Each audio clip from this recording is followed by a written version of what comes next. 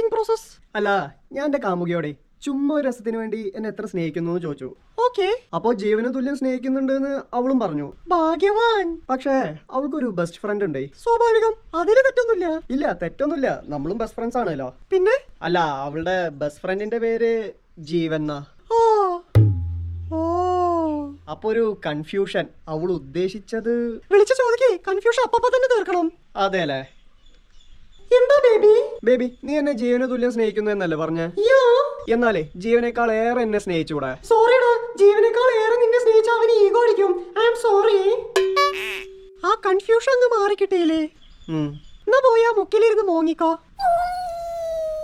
വിഷമിക്കണ്ട, നിന്റെ ലവർ നിന്നെ ഒരു ജീവന് തുല്യം സ്നേഹിക്കുന്നു എന്നല്ലേ പറഞ്ഞേ? എന്റെ ലവർ എന്നെ ജോലിക്കും ജമീലയ്ക്കും ജാനുവിനും തുല്യം സ്നേഹിക്കുന്നു എന്നാ പറഞ്ഞേ. മതസൗഹാർദ്ദത്തിന്റെ അങ്ങേയറ്റം.